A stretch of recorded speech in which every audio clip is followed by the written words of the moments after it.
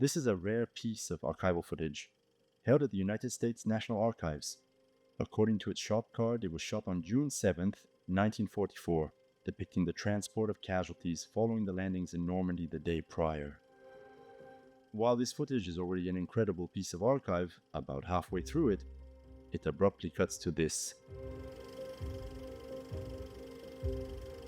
Open sea, bombardment of what appears to be a cliff in the distance, and then this.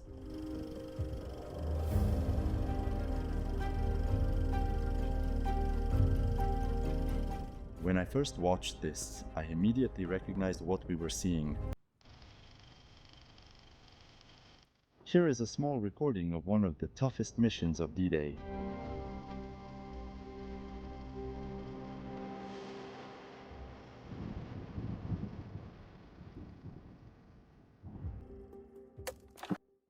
To understand what we're seeing, here's a little bit of context.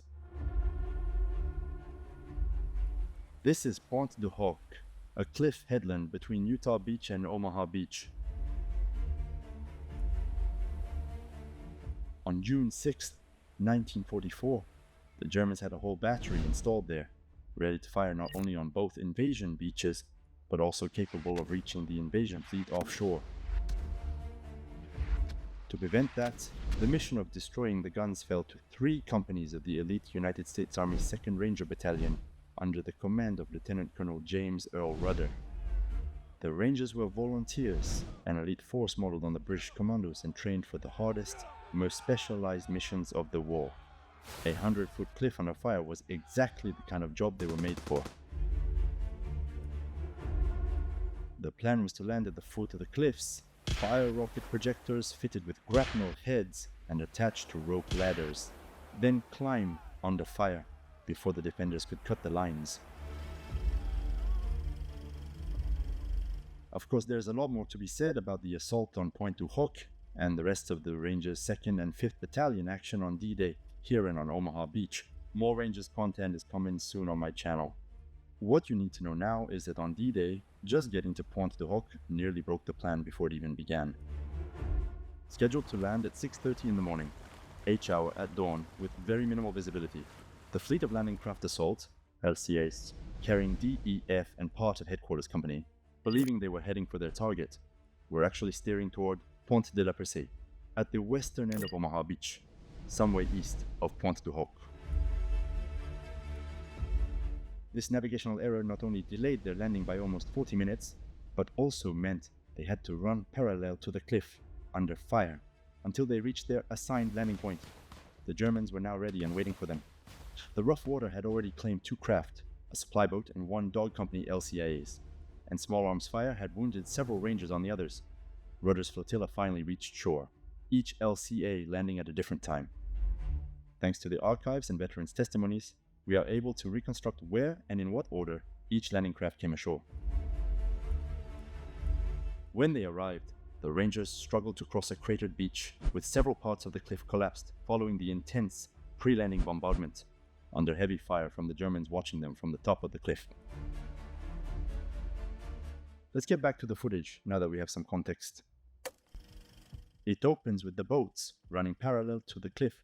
This must be right after they noticed they were heading for the wrong spot, the error that delayed their arrival at the actual Pointe du Hoc. Then the Pointe comes into frame, with 2 craft on the run-in. Watch the water around the lead boat. Columns of spray are visible. The craft is taking fire from the cliff.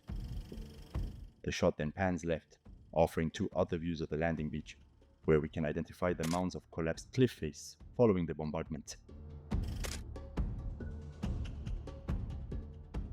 And finally, in this amazing last shot, we see the men crossing the beach and starting up the cliff.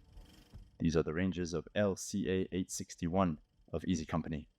They landed right near the point on the western edge of the landing beach, with Germans firing and throwing grenades from above in front of the observation post, which is a popular spot to stop at when you visit the site. It was not a gun position. It was directing fire for the actual guns of Pointe du Hoc the Rangers were looking for, and neutralizing it was one of Easy Company's objectives on D-Day. We can make out its features in this shot. To their left, At the very start of the shot, a second craft is still firing its rope projectors, the grapnels and lines thrown up the cliff. That boat is most likely LCA 862, also from Easy Company. Let's now focus on the men we're seeing in this footage. As I said, they were coming from LCA 861. Here's a small part of the story of those men, according to later reports and testimonies.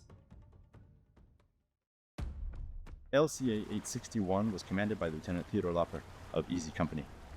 The landing craft was the second of the fleet to approach the beach under heavy fire from above. Rope rockets were fired as soon as they landed, but every rope, soaked with seawater, fell short of the cliff edge. After carrying hand rockets ashore and firing them, one of them caught. The Rangers ran across the strip of cratered sand and rock. From above, the Germans threw grenades, and 2 Rangers, Staff Sergeant Dembo and Private First Class Medeiros, were seriously wounded by these heavy concussion grenades. Private First Class Roberts, one of the best climbers of the company, went up first. About 25 feet up, the rope slipped, or was cut by the Germans above him, and Roberts slid back down the cliff, the sharp rock tearing at his skin. After a second rocket was fired, he climbed again, reaching a small niche just under the edge, before that rope was cut as well, leaving Roberts alone at the top. Meanwhile, as the other landing craft were landing, Lieutenant Lapper had noticed an opening between the cliff's edge and the tip of the point. Looking for a way up, he went through it to the western side. He found the cliffs there just as high, untouched by the bombardment, with no mounds of fallen rock to climb, and no cover from the German small arms. He turned back to the eastern side. Then, using a 20-foot mound of clay blasted off the cliff, Lapper and several of his Rangers climbed high enough to throw Roberts a rope, so they could finally join him and move on the observation post. The rope they used is visible in this photo taken a year later. All of this happened within about 10 minutes of landing. By then, across all the landing craft coming ashore here, the Rangers had already taken around 15 casualties. The Battle of Pointe du Hoc had only just started for the men of LCA 861 and the rest of the 2nd Ranger Battalion. Unfortunately, many of them would not see the end of the fight 2 days later.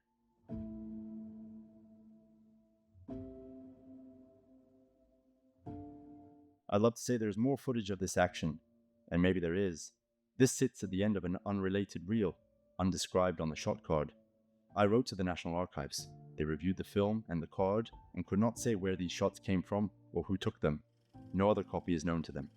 Earlier in the same reel, a man holds a slate, OSSUSN, Lieutenant Commander Siegler, who most likely filmed this assault.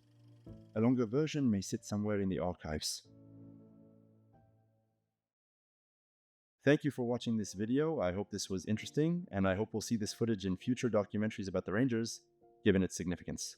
And if you have an insight or a detail I've missed, please drop it in the comments. I would genuinely like to know. This is a relatively new channel. It started more as a portfolio than an actual YouTube channel, so some videos will be more technical demos about what I can do, and others, like this one, purely informative and for educational purposes. I have a long list of ideas for this channel, so please subscribe if you're interested. See you in another one.